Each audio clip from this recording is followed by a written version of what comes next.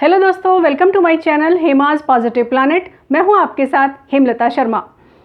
दोस्तों, सबसे पहले आप सभी को आज़ादी की 75वीं वर्षगांठ की ढेर सारी शुभकामनाएं। विश्व गुरु है भारत मेरा, दुनिया में सिरमौर है। विश्व गुरु है भारत मेरा, दुनिया में सिरमौर है। मेरे हिंदुस्तान साना देश कोई और है। ऋषि मुनियों की तपोभूमि है, वीरांगनाओं की जननी है। ऋषि मुनियों की तपोभूमि है, वीरांगनाओं की जननी है। राम कृष्ण खेले यहीं पर, रहीम रसखान की धरती है।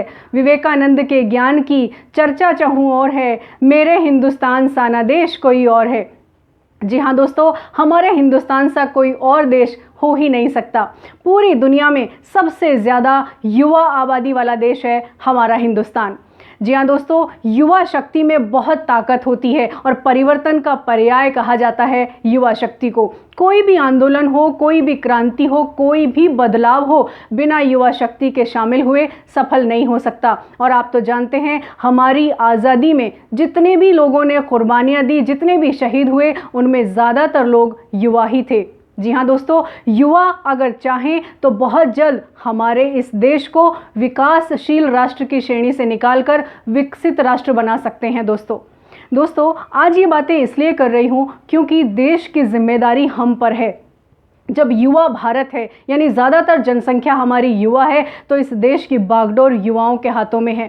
और जब मैं मेरे ऑफिस में देखती हूँ इस तरह के मामले आते हैं कि युवा कहीं ना कहीं किसी गलत आदतों में फंस रहे हैं या कोई प्रॉब्लम ऐसी हो जाती है तो वो डिप्रेशन या दूसरी तरह की जो इमोशनल इम्बैलेंस की प्रॉब्लम्स है उनमें वो उलझ जाते हैं, तो चिंता होने लगती है। तो आज इस ख़ास मौके पर मैं सभी जो युवा हैं उनसे ये बात कहना चाहती हूँ कि कुछ बातें हैं, 3-4 बातें हैं जिनको आप अपने जीवन में शामिल कर लेंगे तो आप अपनी एनर्जी को सही दिशा में इस्तेमाल कर पाएंगे।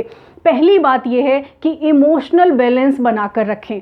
दोस्तों, इमोशनल बैलेंस बनाकर रखना बेहद ज़रूरी है, क्योंकि जब यंग एज में आप आते हैं तो कई बार जो बायोलॉजिकल जो चेंजेस हैं वो तो अलग चीज़ है, लेकिन उसके अलावा आप घर से बाहर पढ़ाई के लिए जाते हैं, पेरेंट्स आपके आसपास नहीं होते हैं, आपके नए दोस्त बन रहे होते हैं, नए माहौल में आप होते हैं, तो कई बार ऐसी परिस्थितियों में गलत आदतों में भी फंस जाते हैं और उसकी वजह से आप पेरेंट्स से दूर होते चले जाते हैं, पेरेंट्स से बातें शेयर नहीं करते हैं और उससे बहुत सारे ऐसे इमोशनल इम्बैलेंस के जो मामले हैं वो बढ़ जाते हैं। फिर चाहे वो स्ट्रेस हो, एंग्जाइटी हो, डिप्रेशन हो या फिर और दूसरी चीज़ें जो कहीं ना कहीं हमारे बिहेवियर में आ जाती हैं। और अग्रेशन तो इतना ज़्यादा बढ़ जाता है कि उसके लिए फिर ट्रीटमेंट करना पड़ता है। दोस्तों, अभी हाल ही में मेरे ऑफिस में एक एक कपल मेरे पास मिलने आया। उनकी प्रॉब्लम ये थी कि दोनों एजुकेटेड हैं, हाल ही में उन्होंने शादी की है, लेकिन ड्रग्स में लिप्त होने के कारण बहुत सारी ऐसी प्रॉब्लम बढ़ गई हैं। फैमिली में वो डिस्कनेक्ट हो गए हैं या फिर उनमें ऐसी चीज़ें हो गई हैं जो नहीं होनी चाहिए थी, वायलेंस बढ़ गया है, यानी कि रिश्ते भी बिगड़ने लग गए हैं। तो सबसे पहला काम यही करना है कि अपनी भावनाओं को संतुलित रखना है, यानी इमोशनल बैलेंस बनाकर रखना है। इसके लिए आप अपनी फैमिली के साथ कनेक्शन बनाकर रख सकते हैं। आप चाहें तो अपनी फैमिली के साथ अपनी डे टू डे की लाइफ आप शेयर करें, ताकि फैमिली से जो दूरी है वो आपको महसूस ना हो। और अगर आप कुछ गलत कर भी रहे हैं या आप जबरन भी आप किसी चीज़ में आप फंस जाते हैं तो फैमिली आपकी सपोर्ट कर सकती है। तो सबसे पहला काम इमोशनल बैलेंस बनाकर रखना है। और जो पेरेंट्स हैं वो भी ये देखें कि बच्चा अगर किसी तरह की इमोशनल इम्बैलेंस की कंडीशन में है तो वो उसे समझें, उन्हें सुने, क्योंकि जो एज गैप है उसकी वजह से कम्युनिकेशन गैप भी हो जाता है, आपस में बातचीत नहीं हो पाती है, बच्चे की जो भी डे टू डे की जो रूटीन है वो डिस्कस नहीं होता है और इसकी वजह से बहुत सारी जो व्यवहार में या भावनाओं में जो बदलाव वाली स्थितियां हम देखते हैं वो हो जाती हैं। तो पहला काम यही करना है कि इमोशनल बैलेंस बनाकर रखना है। दूसरा बहुत ही इम्पॉर्टेंट है, जब यूथ को मैं देखती हूँ मेरे पास बहुत सारे ऐसे मामले आते हैं कि वो ड्रग्स में इन्वॉल्व हो गए हैं, फिर उन्हें नशा मुक्ति केंद्र भेजना पड़ता है या रिहैब सेंटर पे भेजना पड़ता है और फिर वहाँ उनका ट्रीटमेंट होता है, उनकी काउंसलिंग होती है, तब जाकर वो नॉर्मल लाइफ में आ पाते हैं। दोस्तों, चाहे अपराध हो, मादक पदार्थ हो या फिर दूसरी जो कुसंगतियाँ हैं, उनसे खुद को बचाइए, क्योंकि ऐसी आदतों से आप कहीं ना कहीं अपनी मानसिक और शारीरिक ऊर्जा को ख़त्म कर लेंगे। और जब मानसिक और शारीरिक ऊर्जा खत्म हो जाएगी तो आपकी रचनात्मकता खत्म हो जाती है। और युवाओं में तो रचनात्मक शक्ति है, उसको बचाए रखना बेहद ज़रूरी है, क्योंकि ऐसी चीज़ों में फंसने के बाद न सिर्फ यूथ जो है, न सिर्फ युवा सफ़र करता है, फैमिली सफ़र करती है और कहीं ना कहीं देश को भी उसके लिए हानि उठानी पड़ती है।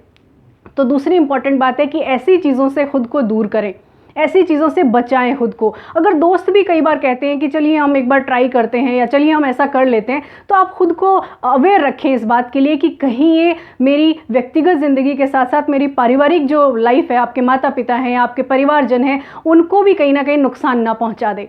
तो इसके लिए आप अवेयर रहिए दोस्तों। तीसरी और इम्पॉर्टेंट बात कि वर्चुअल वर्ल्ड के ख़तरों से खुद को बचाइए दोस्तों।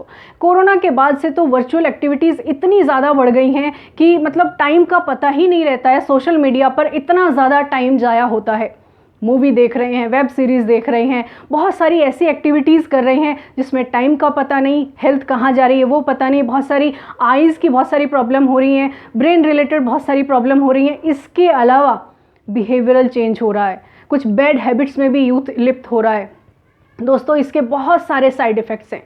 यूथ के लिए वर्चुअल वर्ल्ड हेल्पफुल हो सकता है।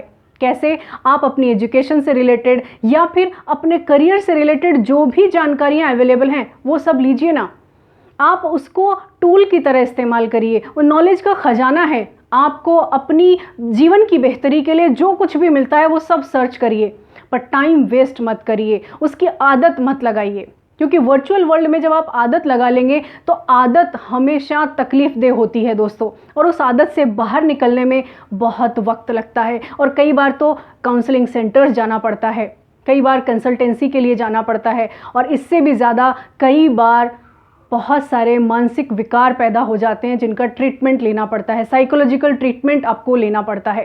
तो ऐसी चीज़ों से खुद को बचाएं।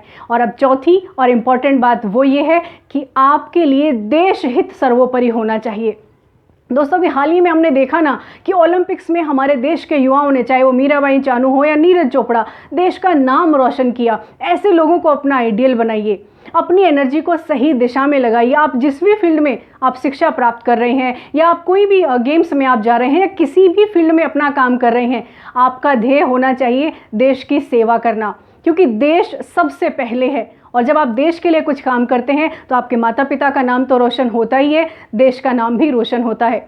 तो उम्मीद है आज के इस खास मौके पर आप अपने आप के साथ संकल्प लेंगे कि जो भी गलत आदतें हैं, जो भी बिहेवियरल जो चेंजेस हैं या फिर जो मानसिक असंतुलन की जो स्थितियां हैं, उनसे खुद को बचाएंगे।